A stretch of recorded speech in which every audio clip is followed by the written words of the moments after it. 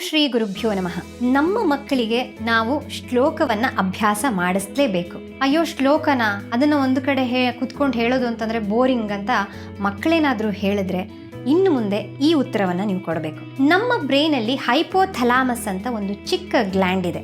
ಅದು ಇಡೀ endocrine system ಅನ್ನ ನಿಯಂತ್ರಣದಲ್ಲಿ ಇರಿಸಿಕೊಳ್ಳಬಲ್ಲಂತಹ ಒಂದು ಗ್ಲ್ಯಾಂಡ್. ಎಂಡೋಕ್ರೈನ್ ಸಿಸ್ಟಮ್ ಅಂತಂದ್ರೆ pituitary, pineal glands, parathyroid, thyroid, pancreas, testis, ovary ಇವೆಲ್ಲವನ್ನ ಒಳಗೊಂಡಿರುವಂತಹ ಎಂಡೋಕ್ರೈನ್ ಸಿಸ್ಟಮ್. ಈ ಎಂಡೋಕ್ರೈನ್ ಸಿಸ್ಟಮ್ ಅನ್ನ ನಿಯಂತ್ರಣ ಇರೋದು ಯಾರ ಕೈಯಲ್ಲಿ? ಹೈಪೋಥಲಾಮಸ್ ಅನ್ನುವ ಚಿಕ್ಕ ಗ್ಲ್ಯಾಂಡಿನ ಕೈಯಲ್ಲಿ. ನಾವು ಶ್ಲೋಕವನ್ನ ಹೇಳಿದಾಗ ಏನಾಗುತ್ತೆ ಅಂತಂದ್ರೆ ನಾಲಿಗೆ, ತುಟಿ ಹಾಗೆ ಗಂಟಲಿನ ಮೇಲೆ ಪ್ರೆಷರ್ ಬೀಳುತ್ತೆ. ಈ ಪ್ರೆಷರ್ ಈ ಥರ ಬಿದ್ದಾಗ ಆ ಹೈಪೋಥಲಾಮಸ್ ಗ್ಲ್ಯಾಂಡ್ ಅನ್ನೋದು ಸ್ಟಿಮ್ಯುಲೇಟ್ ಆಗುತ್ತೆ. ಹಾಗಾಗಿಯೇ ಅದನ್ನ ಮಾಸ್ಟರ್ ಸ್ವಿಚ್ ಬೋರ್ಡ್ ಅಂತ ಕರೀತಾರೆ. ಅದೂ ಅಲ್ಲದೆ ಇಡೀ ದೇಹ ಒಂದು ಸಮತೋಲನದಲ್ಲಿ ಕೆಲಸ ಮಾಡೋದಕ್ಕೆ ಈ ಹೈಪೋಥಲಾಮಸ್ ಗ್ಲ್ಯಾಂಡ್ ಅನ್ನೋದು ಸದಾಕಾಲ ಚೆನ್ನಾಗಿ ಸ್ಟಿಮ್ಯುಲೇಟ್ ಆಗಿರೋದು ಬಹಳ ಮುಖ್ಯ.